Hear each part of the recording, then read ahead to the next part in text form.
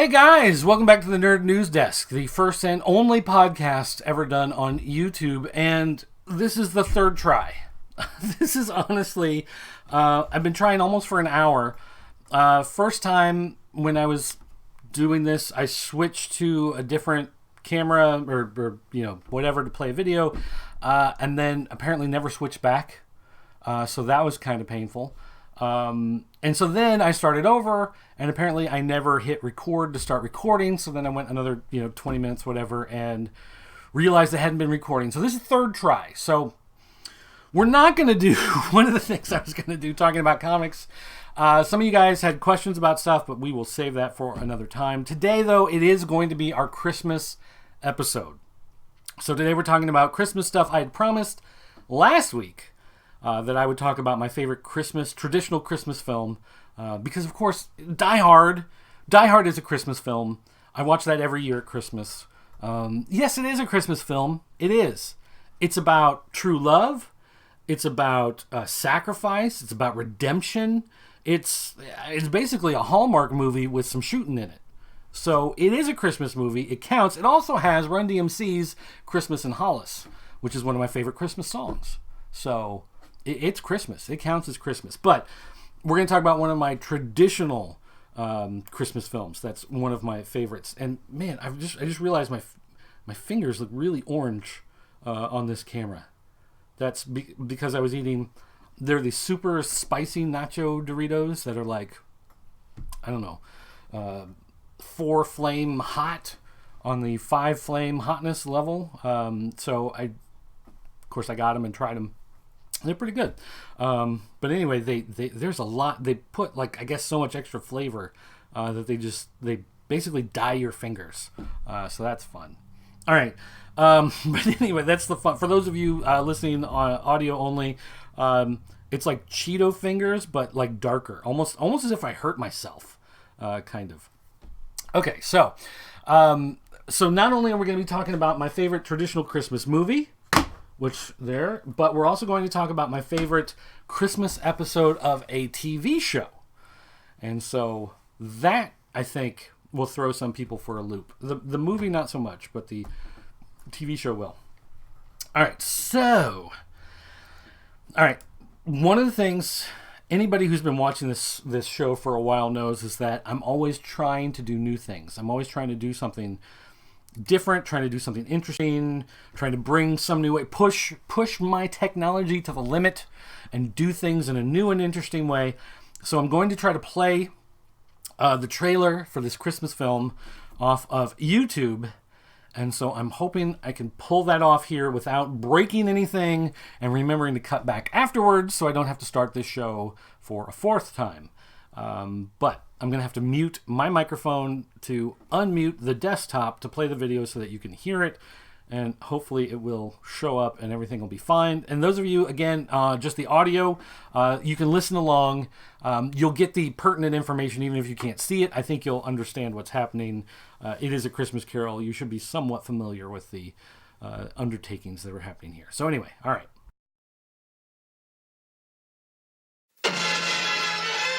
It's Christmas, a time for celebration, a time of goodwill to all men.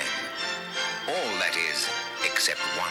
Those of us with means should make some slight provision for the poor and destitute. Ebenezer Scrooge, a man whose contempt for others Mr. Cratchit is matched only by his greed and lust for wealth. Christmas comes but once a year, sir. Poor excuse for picking a man's pocket every 25th of December. But Scrooge is about to be taught a lesson he'll never forget. You will be haunted by 3 spirits. I think I'd rather not. Charles Dickens' immortal tale is brought to life as you've never seen it before. I am the ghost of Christmas past. You will see yourself. Ebenezer Scrooge! You are more worthless and less fit to live than millions like this poor man's child. I fear you more than any specter I've seen. man I must have been but for this visitation. Why show me this if I am past all hope? Charles Dickens' A Christmas Carol, with an all-star cast including Frank Finlay, David Warner, Susanna York, Edward Woodward, Nigel Davenport, Joanne Whalley, and George C. Scott as Ebenezer Scrooge. A Christmas Carol. Merry Christmas to everybody, and a Happy New Year to the world!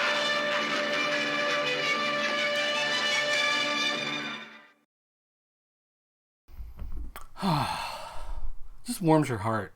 Just warms your heart. It's so good. It's so good. It's so good. And here's the thing. I originally recorded this off of TV several years ago. Not when it first came out in 1984. But sometime later, I did go out I did record it and watch it, over and over and over for several years. And then they released it on home video. This is the 20th Century Fox release from 2009. Apparently, they've also done a Blu-ray release. So if I ever run across that, I'll probably buy it too, just because I collect things. I'm a collector. But this version from 20th Century Fox, one of the things that they've done is they've cut the commercial transitions. So this was originally a made-for-TV movie, and it would fade out to go to a commercial and then fade in. And the original version I had, had those fade outs and fade ins. I want to say, like, it was on HD Net or one of those type channels. One of those, it was a high numbered, cable channel. And it was, I guess, being showcased because they had just done a high definition transfer of the original film print. Like, they had gotten the original film prints, which eventually led to this release. So I had that recording. And I watched it forever and ever. And then I got this one, and this one actually cuts out the transitions. So there are parts where something happens and, you want that fade out and then fade in for the next part of the story, because they use those transitions to break up the story. So it's in chapters, basically. And so, it's a good fade out, fade in for the chapters. And this cuts that out. So this plays more like a straight movie. The only thing is they do fade outs and fade ins in movies. Like, it's not that uncommon.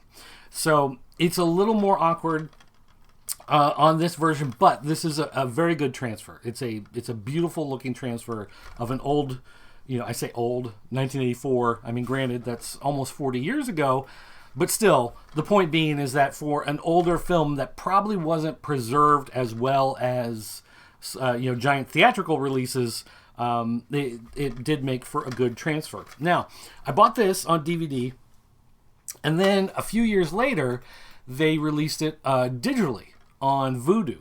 I think Vudu and YouTube Movies, and I think Flickster and Fandango, and all of those movie places suddenly got. So I bought it again because that's what I do. And then that digital version, from wherever I bought it from, and I think it was Vudu, it's now part of Movies Anywhere. So any place that I bought it that's part of Movies Anywhere, it then jumps into that other collection. So for instance, I bought it on Vudu, but if I go to YouTube and look up the movie, the commercial release of the movie is available on YouTube, where you can pay like $2 or $3 to rent it and watch it once. Or you can pay like $10 to buy it. But because I already bought it on Vudu and those are part of Movies Anywhere, it automatically unlocks on YouTube. So I don't have to dig out this disc anymore if I want to watch it. I can just pull up the YouTube app on my Roku or my Apple TV or on the Xbox or my Fire TV or wherever and just watch it through YouTube. But even then, let's say you wanted to watch it, but you don't want to pay money, because, like, who wants to do that, right? Especially this time of year when you've bought presents for everybody and you don't have a lot of money. I discovered if you do a search for Christmas Carol 1984 or Christmas Carol George C. Scott, you'll find several people have uploaded this to YouTube, apparently with no problem. Whoever is currently in charge of the copyright just doesn't care. So when the thing came up in the trailer, it said from Medusa Productions or something like that. And there's a little stinger thing at the beginning, a title card, whatever, for entertainment partners. And I think neither one of those companies exist anymore. They did in '84, but not now. According to this 2009 release, the copyright from '84 is now being held by Baxter Healthcare Limited. So I guess they just bought some copyrights to bolster their portfolio. And then 2009 20th Century Fox, because this is the Fox release. So to use this particular artwork and everything, that is their copyright on that. But apparently they don't care if people upload it to YouTube. So I found there's some people that they uploaded it, but they stretched it to 16:9. This was made for TV in full frame 4:3. And so they stretched it to make it fit. I don't recommend watching those. There's one where it looks like somebody downloaded it, and it was a low quality, heavy compressed version, maybe like a 480p YouTube version. And so they tried to make it bigger and realized it had all the grain and the compression and everything on it.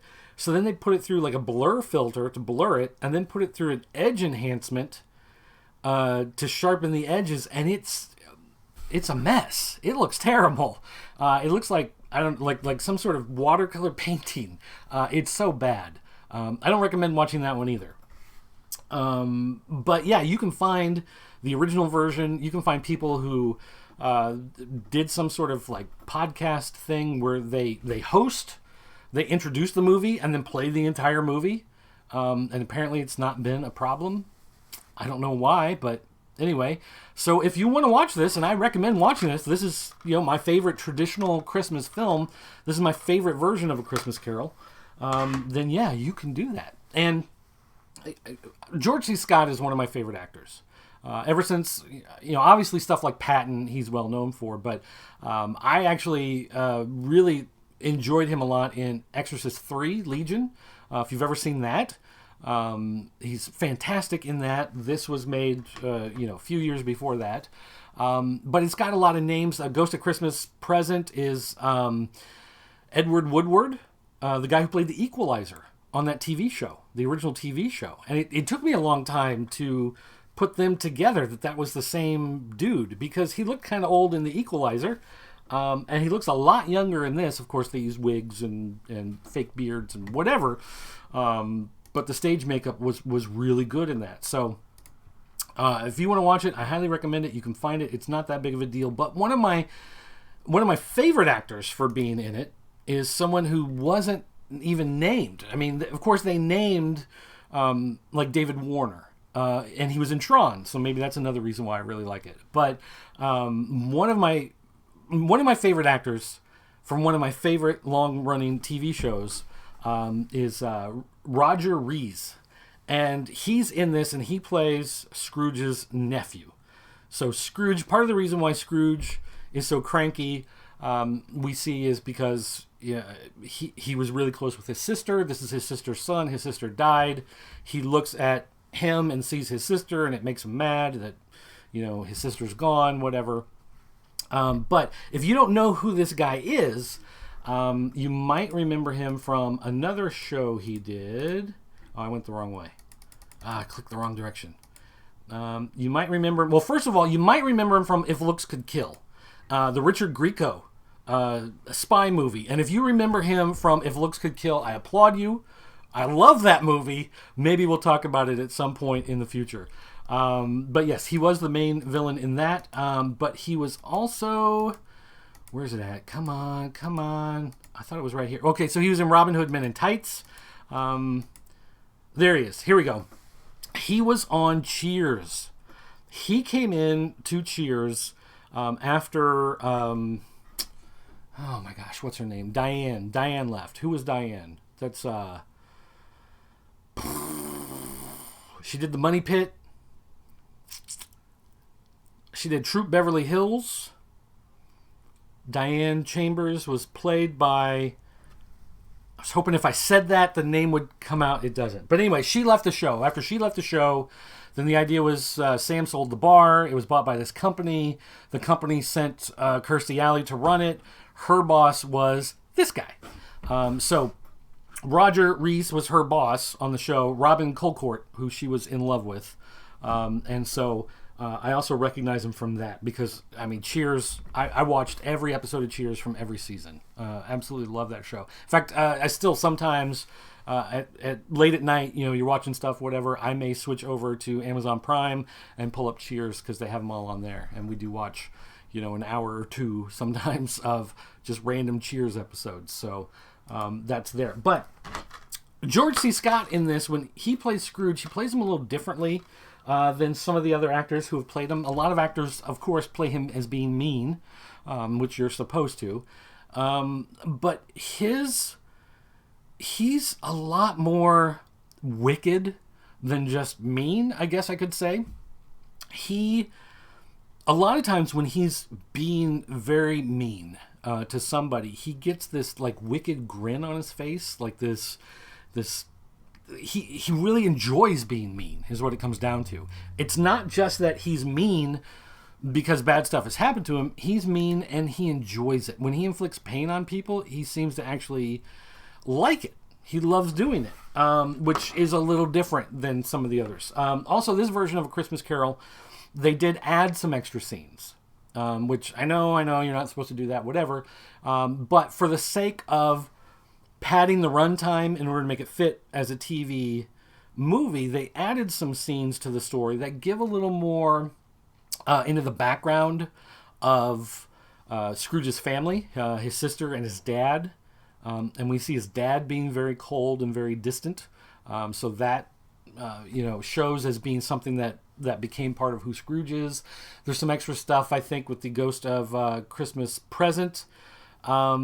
And there are some things in here that are really terrifying. When you see Albert Finney playing Marley in here, and he's the ghost, he's all gray, and he's got all the stuff, the chains and everything chained to it. They did a really good job of making him look ghoulish. I mean, he really does look ghoulish. The Ghost of Christmas Present, of course, it's a normal dude, but he's wearing stilts, so he comes across as being taller. And his suit looks like Santa's suit, but it's green, which is interesting. And then when he talks about the children that are wasting away and dying every year and nobody cares about them, it's kind of horrific there. It's a little upsetting, as it should be, with some of the stuff that they do there. And Tiny Tim. I don't know what happened to the actor who played Tiny Tim. I don't know. Maybe I should look it up. But he may have not actually survived. They may have actually found a kid who was dying of something, and that's who they got to be Tiny Tim in this. Let's see if I can find Tiny Tim. Anthony Walters. He was in Knowing and Uninvited in 2009. Well, that's weird. Eagle Eye.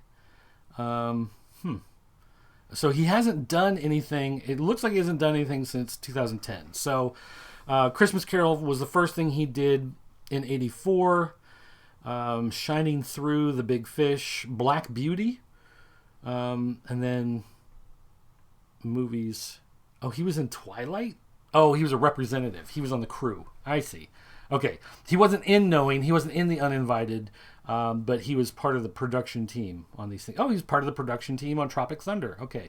But hasn't done anything since 2009, apparently. But he looks sickly. I mean, you look at the Tiny Tim in this, and there's no doubt in your mind that kid ain't going to make it. You just look at him, and he looks scrawny and sick and sad. And I don't know if he was just like a little child, or if it's the makeup. Effects are really well done in this, but it is something. It is something. So again, every Christmas I watch this. Generally, I watch it Christmas Eve. Our family does Christmas differently. Okay, so usually what happens, my family, my parents, okay, they do everything Christmas. Everything is around Christmas morning, right? So we have this big breakfast. Everybody opens presents. It takes like 2 hours to open all the presents, sometimes 3, because each person gets a present. They open it one at a time, and everybody sees what everybody got. And so, of course, we do a lot of presents in my family. That's just the type of family we are. And it takes hours to get through. So a lot of times my mom will have breakfast. Everybody eats a little bit. We open some presents. Sometimes we stop, have an intermission. We have a little bit more breakfast, freshen up everybody's coffee, come back, finish the presents. Then you have like an hour or so. And then we do lunch.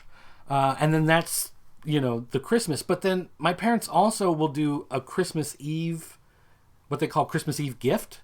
So on the night of Christmas Eve, everybody goes to my parents' house and you get one gift. And it's usually, when you're an adult, it's something small. But when you were a kid, anything that was under the tree was fair game.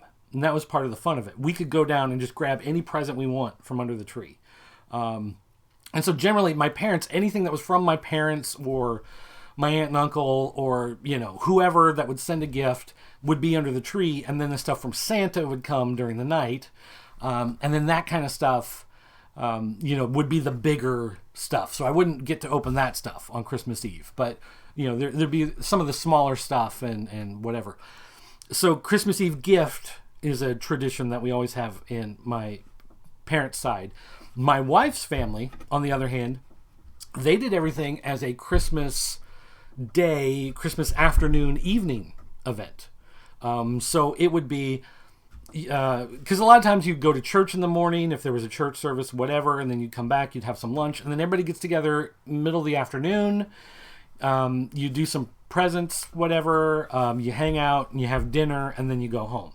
So that was the tradition, like with her grandparents and everything, that was with her parents.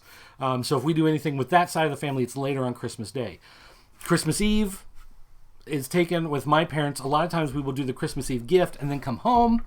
And then wife and the kids go to sleep. I stay up late. I will watch this. I will watch my Christmas TV show. I wrap some of the final presents that we're going to put out. Sometimes we don't put them all out before Christmas. So the kids see some presents, but then they come down on Christmas morning and there's more presents. That's part of the fun that we have there. And even if they're small things, everything gets wrapped individually. So even if you buy them like a Kinder egg, and it's just like one egg, you'll wrap that one egg, or you wrap the 3 of them individually, just so there's lots of stuff to open and unwrap. So there's that. But then that was the idea originally. But then several years ago, my wife didn't like the fact that, my family took up all this time and her family took up all this extra time. We didn't have a lot of time. So she instituted Christmas Eve, or as I've been told to call it now, Christmas Adam.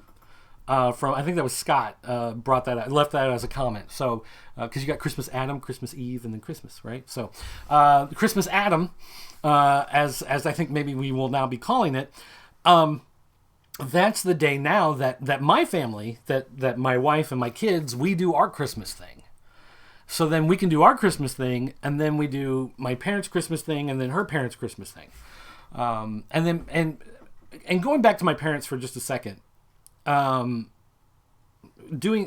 may seem kind of weird to do a Christmas Eve into Christmas morning thing, but when my sister had gone off to college, it was always one of those to make sure you were home for Christmas Eve, to have this, to then stay the night, wake up Christmas morning. When I got old enough that I moved out and got my own place, I would still come over for Christmas Eve, have dinner, open Christmas Eve gift, and then spend the night at my parents' house, wake up in the morning, and do Christmas stuff. So I would spend the night there.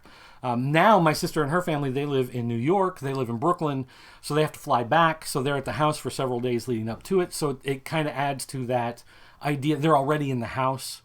So it's not like the idea is you drive over there and then you drive home, even though that's what it is for us because we live less than a mile from my parents. But the idea was, if you're there for Christmas, you're there Christmas Eve night, you sleep there, you spend the night there, they have extra bedrooms, you wake up in the morning, you do Christmas. So there's that. So Christmas Eve, we open presents. And so anyway, part of the Christmas tradition then is I always slide in Christmas Carol and the Christmas special right there on Christmas Eve. Everyone else goes to sleep. to get up early in the morning. I stay up late. Sometimes I just stay up late and watch it. There's no more presents to wrap because we've opened all our stuff for Christmas Eve, Christmas Adam. But nonetheless, that's when most of that comes in. Okay, so having gotten all of that out of the way, now we're going to talk about a TV show with a Christmas episode that I watch every year. And I've watched this every year since 1997. 1998, actually, I think is when this premiered. And let's see, do I have it on here? Air date 1997 is 12/1997. Okay, so 1997 is when I watched this, and I have watched it every year since then. And so I'm going to share this here. All I can find is a 20-second promotional trailer that played on the TV network that this was on, and it appears to be something that came off of the Fox website years ago. It was a MOV file in Apple QuickTime, and it was heavily compressed. And so someone has uploaded it. I think it's converted now to an MP4, but it's still heavily compressed. So it's not the best looking thing. But again, it'll be obvious as soon as it starts what this is.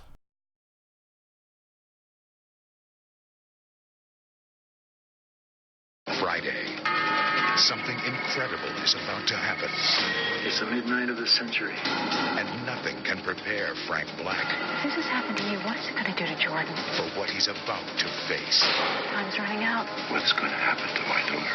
An all-new Millennium, Friday at 9, 8 Central on Fox. Now, some of you may be thinking that's a little weird. You're gonna watch an episode of a horror TV show doing a Christmas-themed episode. You're going to watch that every year at Christmas. And the simple answer is yes. Yes, indeed. Millennium is by far my favorite TV series of all time. Like, ever. Of any TV series that's been on, Millennium is my favorite show. I've watched every episode many times. And I do watch this every Christmas. When it came out, 1997, I had gone away to college. I was working for a guy who lived about a half hour south of here. I live in Springfield, Illinois. About a half hour or so south of here, there's a small town called Farmersville. He actually lived in Farmersville. He drove down to East St. Louis, in the St. Louis metro area, went around to the clubs and the bars and stuff. He had written a guide to going down to that scene. He had written a novel based on a relationship that he had with a young lady down there who was 20 years his junior. He actually hired me originally to draw a comic strip based off of his novel. It was one of the first web comics, started in 96. And so what happened was I'd gone to college, but he a lot of times would drive from Farmersville up to Bloomington, Normal, the Twin Cities, Bloomington, Normal, Illinois, two cities merged together. The Bloomington side has Illinois Wesleyan University. The Normal side is the Illinois State University. They're about a mile apart. You can walk actually between them. So it's a really big college area there. But he would drive. It's about an hour and 20 minutes north of Springfield. So he would drive the half hour to Springfield and then the hour and 20 minutes or so to Bloomington, and he would pick me up, and then we would drive all the way down to St. Louis and do stuff in St. Louis for the weekend. Or, sometimes he would drive back and I would hang out at his farm, and he liked to shoot guns and do cookouts, do like a lot of cooking out and barbecues and stuff. There were always people hanging out there. He always had people coming to visit.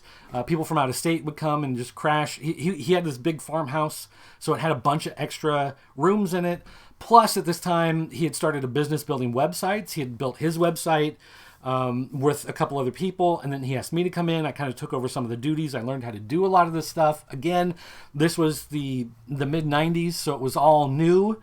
There was a lot of writing HTML code from hand. There was no WordPress. There were no plugins. There was a little bit of Flash at this point, and that was like about it. Animated GIFs and JPEG maps where you could click. You would have an image. You could click different parts of the image. It would go to different pages. Like all this stuff was new.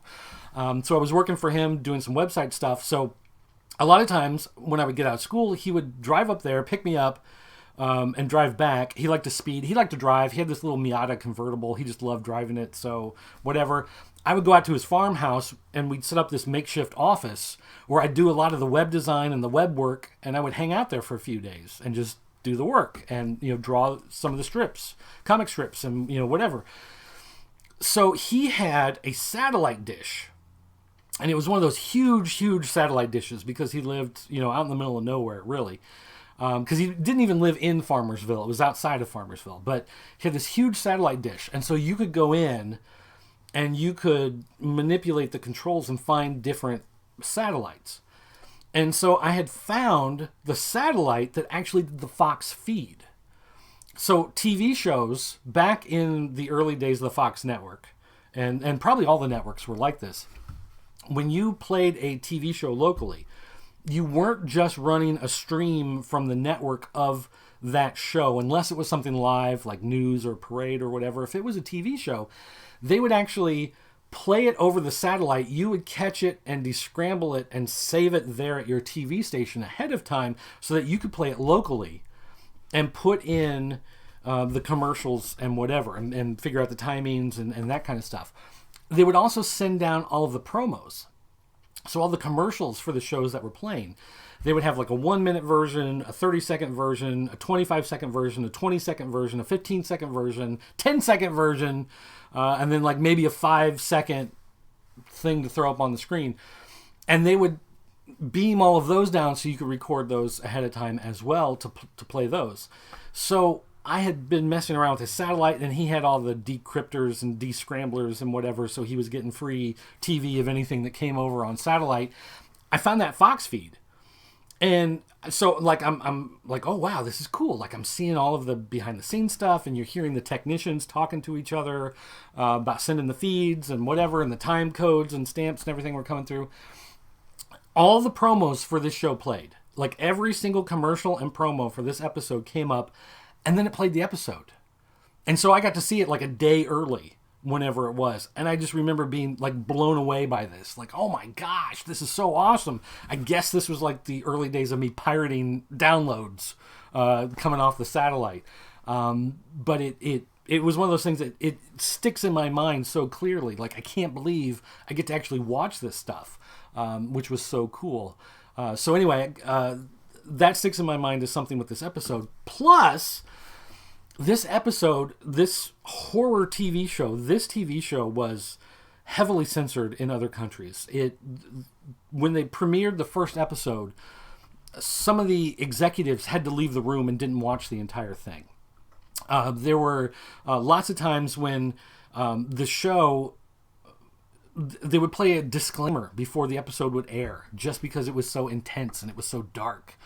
People couldn't believe it. And it's one of the things I think kind of hurt it in the long run, is because it was so dark that it was tough for a lot of people to watch. But that's one of the reasons why I liked it, because it was very realistic. It was very realistic, unlike anything else you've ever seen. It was also a show that would do an entire season arc, but you had your individual, Monster of the Week episodes, which again was something fairly new to TV. I mean, now you see it all the time with a lot of the big HBO shows and AMC doing shows and whatever, but that wasn't the case back then. So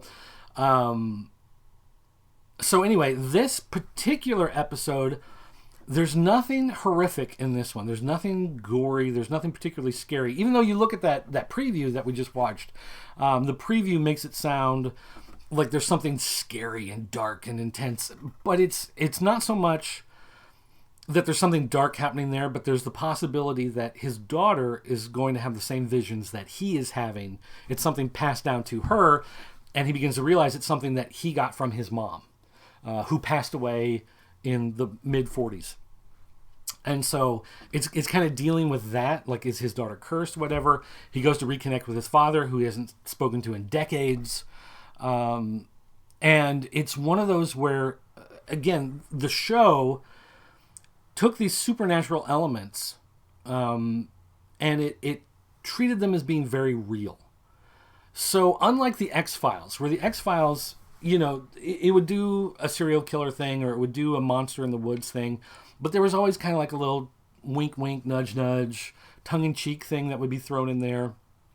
Or they would do the episode in such a way where it's like, it's a ghost, it's a poltergeist, it's aliens. And you watch the episode, but you get done with the episode and you're like, I don't know that it really was. I think maybe that person was just crazy and having visions, right?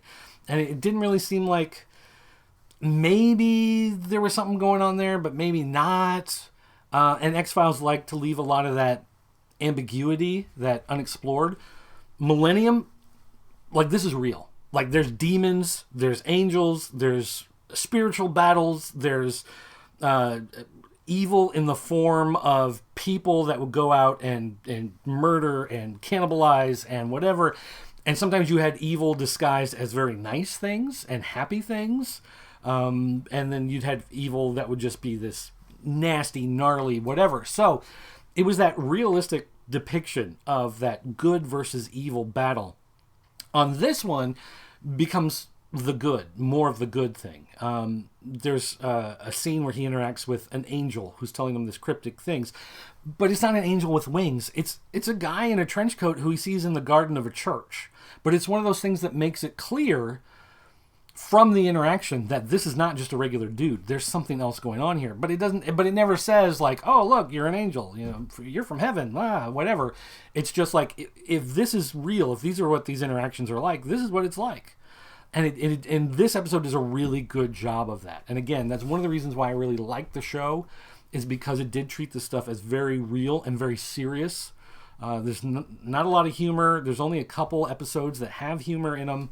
Not necessarily a big fan of those episodes and whatever. But Millennium, if you watched Millennium and you were like, oh yeah, that show was really good, you can still go out and buy the DVDs for it. You go on Amazon, you can buy them. It's like $30 or something. You can get all 3 seasons.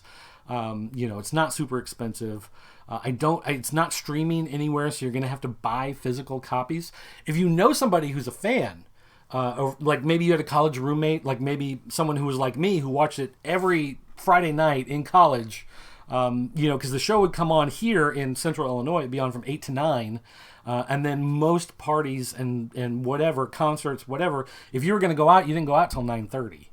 So I would usually watch this before I would go out and get plastered. But if you know somebody and you're like, hey, I kind of need like a last minute Christmas gift, whatever, may I suggest Millennium After the Millennium documentary. Now, I know some of you are thinking, hey, is this a sponsored post? This is not sponsored.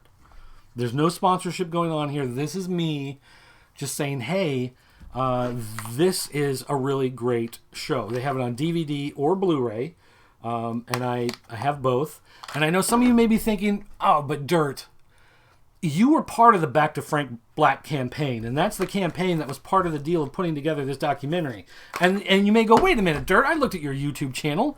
You've got a video about how you were part of the campaign, about how you're a fan of Millennium. You're even an Easter egg. If people buy these and they do the quiz with the avatar, the killer from the Mikado, they get access to the Millennium Group's private libraries on a computer server, and your videos are part of that Easter egg. You're included in this, and you're trying to get people to look this thing up and to buy copies and give them away as gifts. Yeah, it's good stuff, man. It's good stuff. I didn't make the documentary. I didn't fly all over the United States and do all the interviews with this. I didn't do the artwork, I just did something that's used as an Easter egg. And then some old videos that I did as part of the campaign years and years ago are in the Easter eggs. And it's good. It's a good time. So, yeah. You should check it out. I like it. I like it a lot. And it's funny because they actually credit me. They put this on Kickstarter or Indiegogo. I forget which one it was. Somewhere they did some crowdfunding campaign, and I threw some money into it. Sure. So my name shows up as Dirt in the credits as the backers. But then I'm also in the special thanks, like just a little bit later, like, and special thanks too. And I was like, oh, hey, I'm in there twice. That's cool. So, but yeah, that Millennium episode, I watch every Christmas. I watch it with A Christmas Carol. A Christmas Carol is like your secular Christmas. And then I guess you get kind of the religious Christmas through this horror TV show. But this is the stuff that I watch every year. And I love it. And then at Halloween, there's actually an episode of Millennium I watch every year at Halloween. And again, my wife kind of makes fun of me for that. But nonetheless, I do it. And we can talk about that next Halloween. So come back in 10 months and we can talk about it then. Hopefully, though, we'll have a couple episodes between now and then. So next week is going to be a little weird because of the Christmas holiday. Again, might do an episode on Christmas Adam. Might do an episode on Christmas Eve. Not Christmas Day. And probably not the day after, because family in town and whatever and all that kind of stuff going on. And then probably not the 27th, because one, that's my parents' wedding anniversary, and then two, that's the day that my sister and her family have to pack up and leave and get back down to St. Louis to catch their flight to go back to New York. So a lot of stuff going on, those few days. So it's like I'm either going to be able to squeeze one in somewhere at the beginning of the week, or that week might be a total loss. I'm not 100% sure how that's going to work out. But I'm going to try to get something because I want to do something somewhere for someone. Because at least the 5 of you that really like this show, you'll have some. It'll be another Christmas gift just to you. All right, that's going to do it for today. Anyway, I want to thank you guys for watching. I'm not going to ask you to give a thumbs up. I'm not going to ask you to subscribe. I'm not going to ask you to hit that bell. I'm not going to ask you to share this video. I'm not going to ask you to back my Patreon, which I don't even have. All I'm going to do is ask you to remember this one thing. You're watching the best looking guy on the internet.